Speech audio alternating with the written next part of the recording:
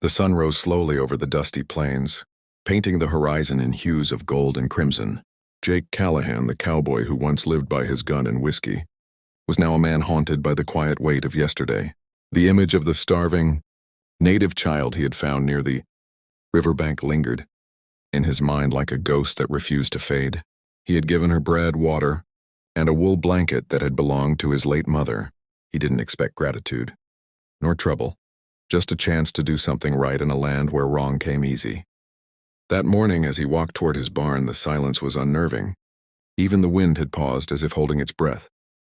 Then he saw them, hundreds of shapes emerging from the morning mist, horses moving in perfect unison, the ground trembling under their weight.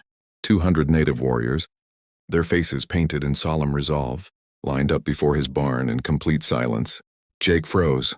His hand instinctively brushed the revolver on his belt, but his heart told him not to draw. These men weren't charging. They were standing in formation, every eye fixed on him. Every heartbeat synchronized with the thunder of hooves beneath them. The air crackled with tension like lightning before a storm. At their center sat an elder, wearing a white feathered headdress that shimmered in the sun. His face was carved with wisdom and grief, and his eyes, dark, deep, knowing, rested on Jake. Then the child appeared. The same little girl Jake had saved. She rode on a horse beside the elder, holding the same blanket Jake had wrapped around her. Jake's chest tightened as realization dawned. She wasn't just any child. She was the daughter of the tribe's chief. The elder dismounted slowly, his movements deliberate, heavy with authority. Jake removed his hat out of respect. For a long time no one spoke. Only the wind whispered between them, carrying dust and memory.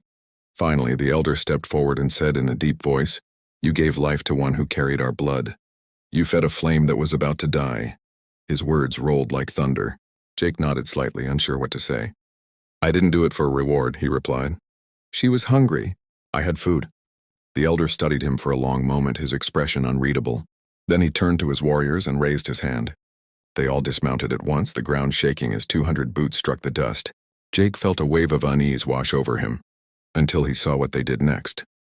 Each warrior placed something on the ground before Jake's barn: a bow, a spear, a feather, a carved token. One by one, they left offerings of gratitude and respect.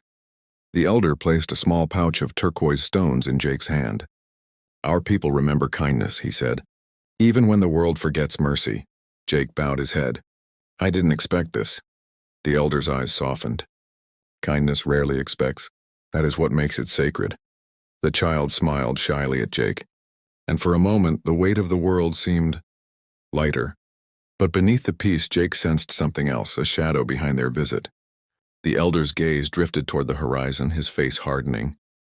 "There are men coming," he warned quietly. "Men who wear blue coats and carry fire in their hands. They seek our blood, and they know of your act." Jake's heart sank.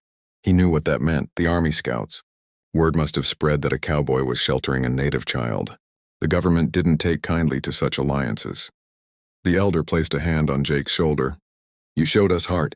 Now we will show you shield."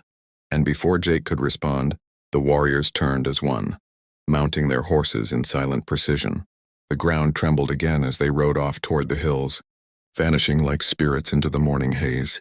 Jake stood there holding the turquoise pouch, his soul heavy with the realization that the kindness he'd offered had drawn him into something far greater and far more dangerous. That night, as the wind howled across the plains, he sat by the barn with his rifle and lantern, knowing that the storm was coming. But this time he wasn't afraid. He had friends now, friends who rode with the wind and fought with honor. The next morning broke with the sound of distant thunder. Though the sky was clear, Jake stepped outside, gripping his rifle, his instincts prickling. But it wasn't thunder, it was hooves. He climbed the ridge near his barn, scanning the horizon. What he saw made his blood run cold. A cavalry unit, 40 soldiers in blue coats, was riding hard toward his ranch, dust clouds rising behind them.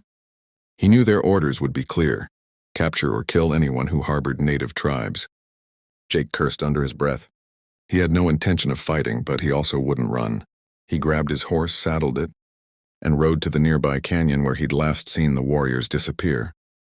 As he approached, a hawk circled overhead. Then from the shadows, one figure emerged. It was the elder. They come with fire, Jake said, breathless. The elder nodded. Then we meet them with earth.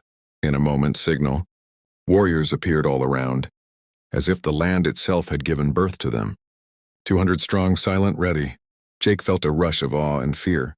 You don't have to do this for me, he said. The elder looked at him with eyes as old as the desert. You helped one of ours when the world turned its back. Now, we stand beside you when the world comes with its guns. The words sank deep into Jake's heart. The warriors mounted up, forming a line across the canyon's mouth. Jake rode to the center beside the elder. They waited. The soldiers arrived soon after. Their leader, a colonel with a scar across his cheek, raising his hand to halt the troop. You're harboring hostiles, he shouted. Step aside, cowboy, or die with them. Jake looked straight into the colonel's eyes. These people aren't hostiles. They're survivors, the colonel sneered. Then you'll survive in hell. He signaled his men to raise their rifles.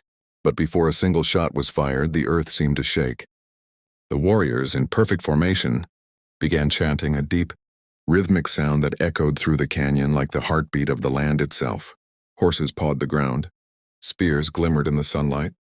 The colonel hesitated. The sound was not of war, but of something older, something sacred.